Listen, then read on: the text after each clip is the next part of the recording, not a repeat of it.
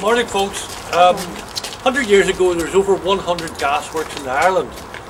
Every town of any size had one, except Whitehead. Out of that over 100, there's only one left. This is it. So literally you are in a unique place. The gasworks opened in September 1855 to make gas from coal for street lighting. Street lighting was the first public use of gas. The first street lighting was in Pall Mall in London, 1807. So it only took 48 years to catch on to this great new invention. Partly a question of distance, partly a question of size. Small town city. Belfast was 1822. That's already household coal. That's gas coal. It's broken up smaller, but apart from the size, I don't know why you can see it in the light. It's a bit more shiny. You know, particular types of coal. You could get gas out of ordinary household coal, but there's very little gas potential. It would be non-economic. So what they had to use was gas coal. When the gas comes off, it's yellow. You turn the tap on, it's clear.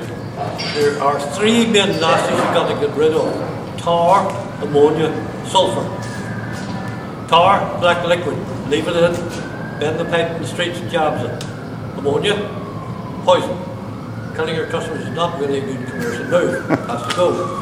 Sulphur comes out in the form of hydrogen sulfide, rotten egg smell, stink bugs. Gas goes up those pipes. If you look carefully, they'll turn and dip into the big black horizontal pipe going across. It's called the hydraulic main, filled with water. Gas bubbles through the water, a lot of the tar condenses out. Right. Vertical air condensers. Think of a tin can inside a tin can. The top and the bottom are closed, hollow centre. It's like a dirty big donut. And what's happening here is the gas goes into that gap between the two tin cans, and two things happen. One, the gas is cooled down. Two, as a result of the cooling, a lot more of the tar condenses out. Big pipes to the gas, small pipes to the tar. Runs off into that tar pot, it's liquid, pumped on round, and we'll pick that up later, okay? You may recognise the reverse, isn't it?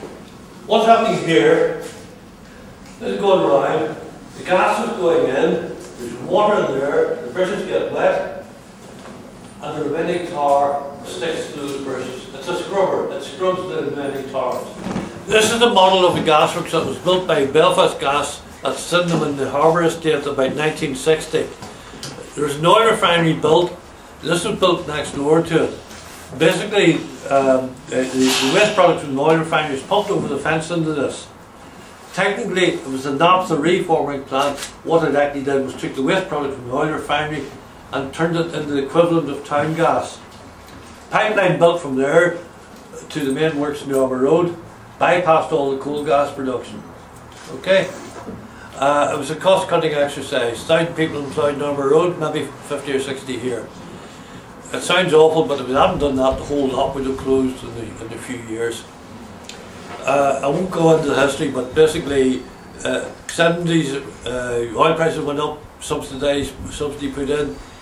80s, change of government, subsidy withdrawn. The whole gas industry in Northern Ireland closed down. And natural gas, unfortunately, came in about 9 years later. Threw it all the way and then had to start from scratch. Okay. Purifiers. 4 large metal boxes filled with iron oxide, bog ore, local product off the Antrim hills. Okay? And what's happening here? Gas is going through, there's a chemical reaction between the iron oxide and the sulphur. Basically, they take the sulphur out of the gas. Okay? If you've got a head for heights, would you like to go up onto the gas holder? Yeah, absolutely.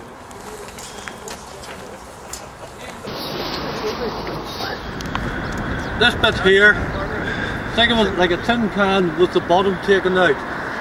There's a pipe comes in just above water level, brings the gas in. Gas in, that goes up. There's another pipe, gas out, it goes down. So this is going up and down all the time. Return access. Well, let's get in here, okay? Black and white 1920s. You all know the City Hall in Belfast, built from the profits from the gasworks. One gasworks produced another gasworks, you know. You had to have a box of matches. Invariably the box of matches disappeared. Grandpa had borrowed it, light his pipe in the pocket.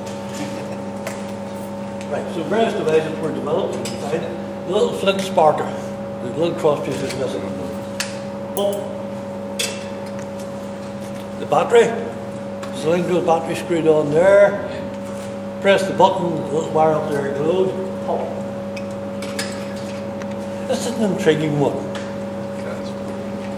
No batteries, gas wand. Probably about 1950, I'm guessing. No batteries, no flints, no fillings, nothing to burn away. Absolutely marvellous. Turn the gas on, waved it through, pop. That was it. I think there was something in that which reacted to an element in the gas. Great idea, except it was withdrawn very quickly. Why?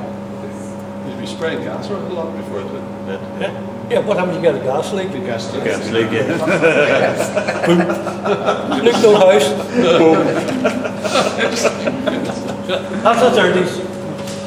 40s, 50s, cream and green, nice sheet metal enamel, still cast iron, high level plate rack, there's the regulo, and then there's various devices being developed that would fit on there, make it easier to light.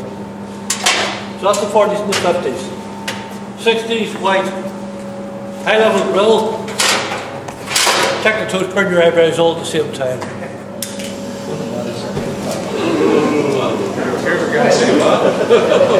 Lovely in winter. Wow. Is this a gas cooker? Yes. We're going to light this light, but don't look directly at it because it's very, very bright. Wow. Wow. Pretty good.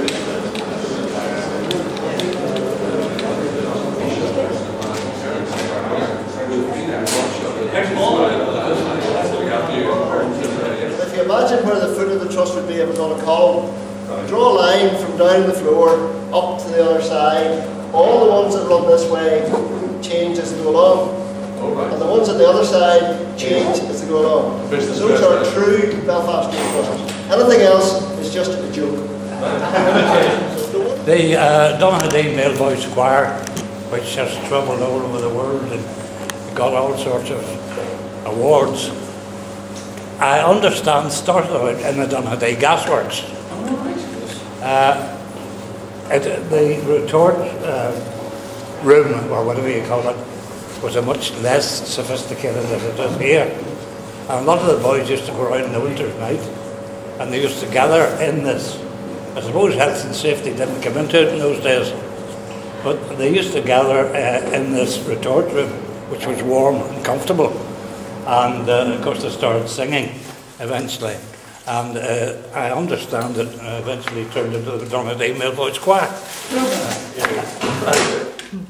So thank you very much. Thank you, sir, for a good night at the club next session. Rehearsing all this and reviewing what we saw and seeing in photographs. Yes, good. The trouble is we see everybody shows the same photographs and we see them over a different eye.